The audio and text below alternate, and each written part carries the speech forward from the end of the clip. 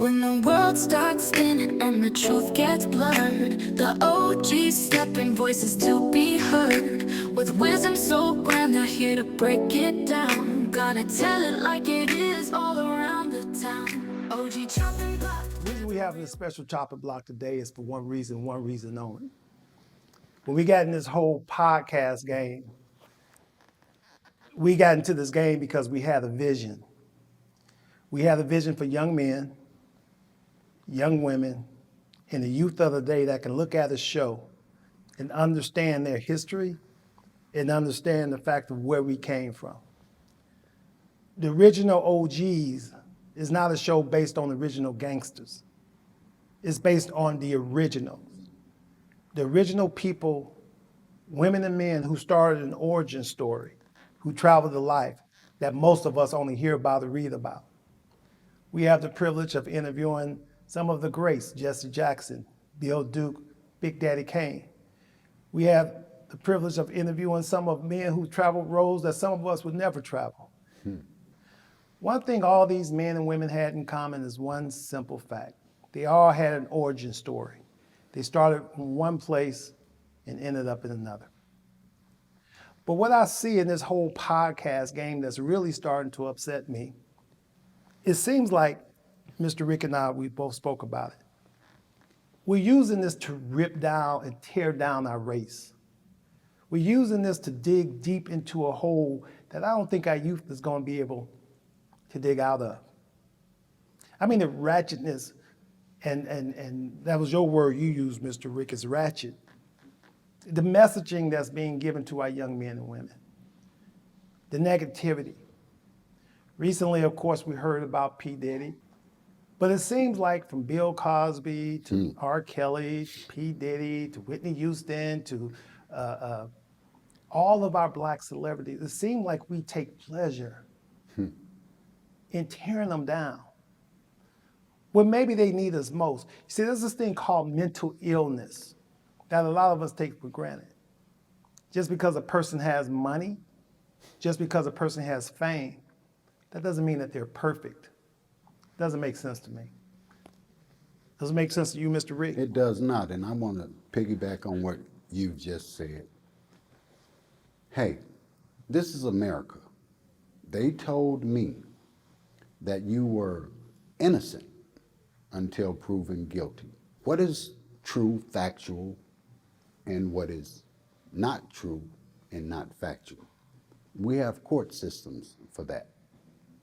There's a lot of misleading information that comes out every time it's time to tear down one of our people. You know, like you said, we can go from R. Kelly to Bill Cosby. We can go all the way back to Sam Cooke. You know, and just follow the trail. And we buy into it, it seems. Let's not do that. These are our people. And when they're wrong, they're wrong. You know, but let's not be so quick to grab the lynching rope. You know, let's not automatically want to kill our own people and see their demise, because it's gonna close a door, I'm telling you now. P. Diddy, whatever happens, it's gonna close a door to a certain portion of the black world, because he was the gatekeeper, not in a negative sense. He was the gatekeeper of that part of our lives. So who's gonna fulfill that? And are they going to have the black interest at heart? Think about these things. See, the original OGs is not here to persuade you one way or the other. We present the facts.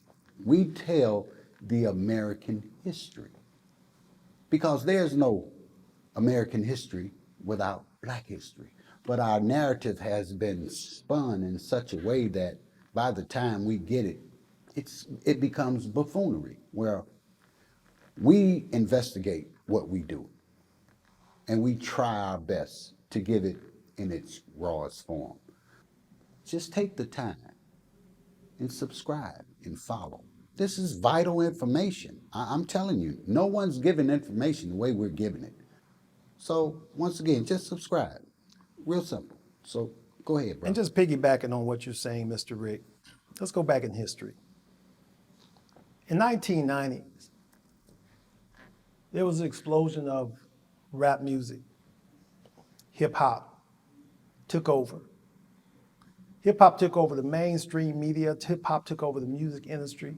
Hip hop pretty much started to dictate the whole nostalgia of America throughout the world. What I'm trying to say is, what society and what happens when hip hop sort of catapulted itself into the mainstream, all of a sudden, all of these young men and women who was in that world, they were the one that the industry was reaching out to, from movies to music to television. Well, what also happened is they was placed into leadership roles. They was placed into roles where people might say, you know, these are role models. These guys and these young women was never role models. Never, ever. Role models. But let's look at the leaders back then. We're talking about Malcolm X, Dr. Martin Luther King, Medgar Evers. Look at the Harriet Tubman, Sojourner Truth, Rosa Parks. Let's not forget the freedom riders. You see, because we forget that these were young men and women. These weren't like 40, 50-year-old. Oh, no. These were 18, 19, 20-year-old young black men and women of all races, Jews, Latinos. They loaded on that bus. They drove down to Mississippi and Alabama, in one of the worst violence, racially violent. I couldn't even imagine packing a lunch in a brown paper bag, sending your child on a bus, not knowing if they was going to come back. Oh, wow. But here's what I'm saying. These young men and women fought because they knew the one most important thing they wanted more than anything was to live their lives the way they wanted to live it. But the question begs asking to me, if they saw the ratchetness, the disrespect, if they notice who we have become as people, I'm not judging, I'm just pointing out. See, judge is when you put a stereotype or you assume something. But when someone put it in front of you and they make it known to you, you're just pointing out the obvious. My question is, would Dr. King really have said, hey man, I'm gonna sacrifice my life for this? I mean, how many cowards today would have loaded on a school bus to go down to Mississippi in one of the most racially violent places? It took bravery to do that. It took a vision to do that. A vision where blacks in this country will be treated with respect, equal rights. This is who we are. This is who the original G's. This is why we started this podcast.